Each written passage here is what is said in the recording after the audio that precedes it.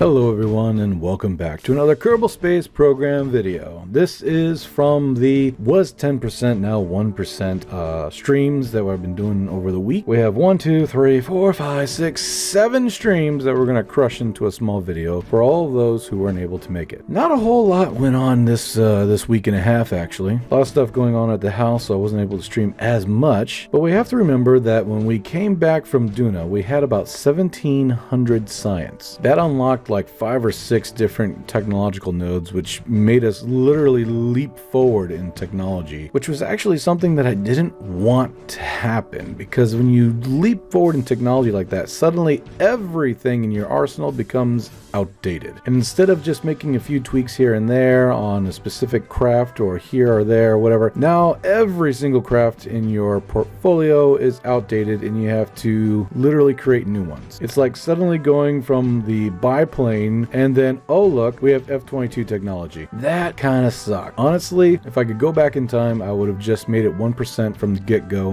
when we left Kerbal. If I ever do this kind of career thing again with 10% science, I am going to make it a rule that as soon as you unlock mobile labs, you have to crank it down to 1% science. How do you crank it down to 1% science? First, you have to save your game, then you go into the files of that saved game and use the program Notepad to enter that file, scroll down, and there's something called like science level or something like that. I'll leave a link on the bottom below of ANDERSAM's channel. He's the one that explains everything. Pretty cool. Check him out, give him some love, and I thought it was really cool. But yeah, anyway, so now we're dealing with a leap and bound in technology, which is something I was trying to avoid, but because of this, we now have the nuclear engine, which of course is going to be instrumental in basically anything that we do when it comes to interplanetary travel. So in the first couple of streams, we try to test out the NERV engine by making a small SSTO that runs strictly on liquid fuel. The first few attempts were a little meh because we have to figure out the flight plan for this thing. And of course, there's a bunch of people, well, I shouldn't say a bunch, maybe like 1 or 2, that were in chat saying, "You're doing it wrong, you're doing it wrong." And I was like,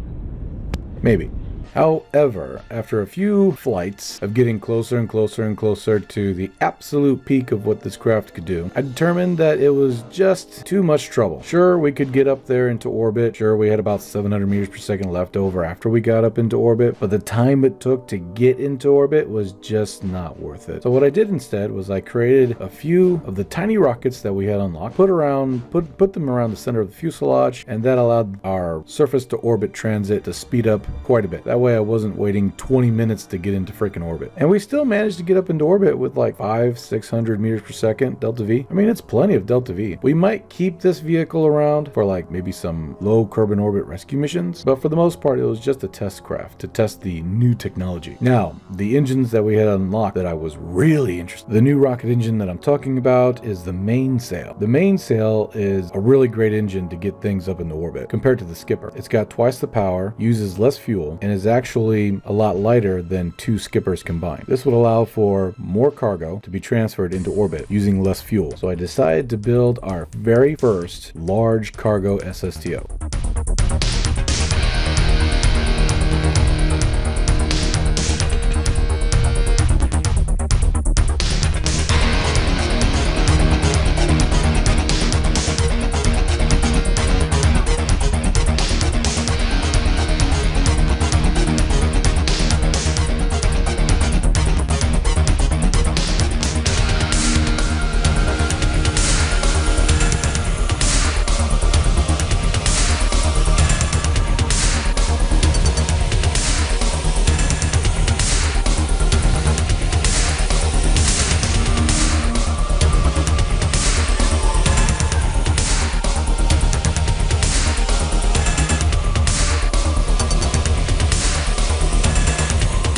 Now, we don't have a Mark III cargo bay. And in a sense, sometimes these Mark III cargo bays, any cargo bay actually, in the game, they're very draggy. And the reason for that is because they have 4 connection points. And the way the game, well, the stock game, the way it reads connection points, it reads it as a point of drag that's not closed up by something like a nose cone. I mean, ultimately, a Mark III cargo bay would reduce drag by a lot compared to something that's just completely out in the open. open. However, if you design your part that you're delivering into space that already designed it to be aerodynamic, you can cut down that a lot to the point where it's almost even more efficient than having it stowed away in a Mark III cargo part. But regardless, if you have an SSTO, rocket SSTO that's got a lot of oomph to it, that cuts through the thick atmosphere fairly quickly, drag's not going to be an issue anyway. I could see drag being an issue to an open cargo bay for something like an air-breathing SSTO that needs to travel through the atmosphere for a long period of time to build up speed. But when you're talking about a rocket SSTO, it doesn't care. It's going to cut through the atmosphere. Traveling through the atmosphere for a cargo SSTO, rocket cargo SSTO, is like 1/4 the journey. It's not going to matter after the first 15 seconds. So after a couple of testing streams, we finally named it the Hercules 100. Our very first Super Duty cargo bed SSTO. It's not going to be able to do all the jobs that we want to do, but it's definitely going to make a big difference. As of right now, the Hercules cargo SSTO can bring about 30 tons into space, which is a lot. However, we have another SSTO called the Arc Raven, and it's a fuel barge, 100% fuel transport vehicle. So we slapped on the new mainsail rockets to it to see what it could deliver into space fuel-wise. Now, if it delivered less fuel into orbit than, say, the new Hercules, then we would retire the fuel cargo SSTO. But surprisingly, it actually delivered more fuel, a higher tonnage into low carbon orbit than the Hercules did when it comes to just fuel. Because of this, we would keep the Arc Raven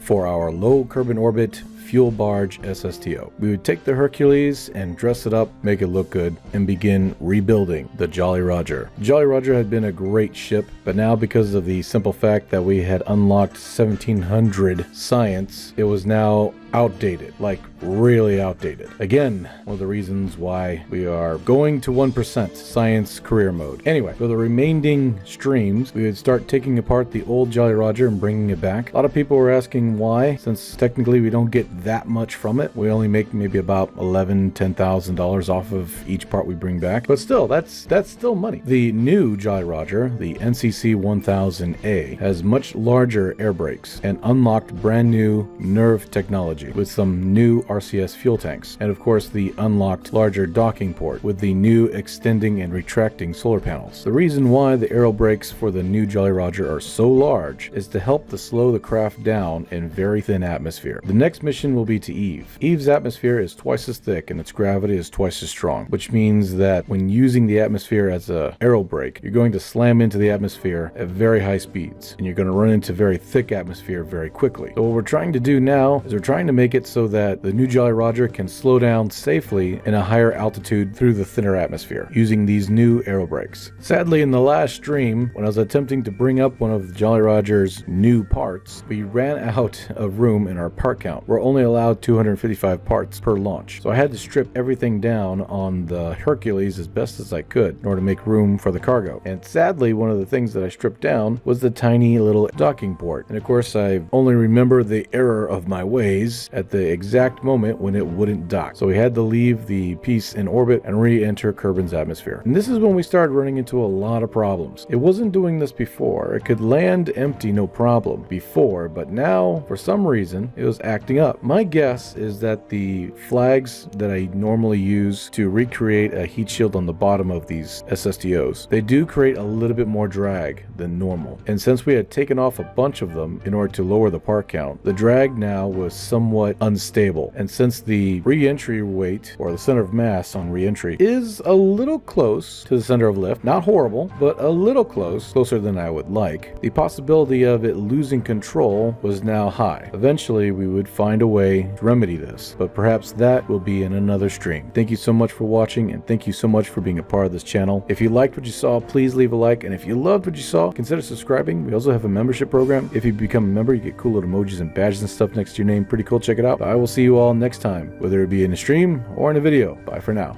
Bye bye.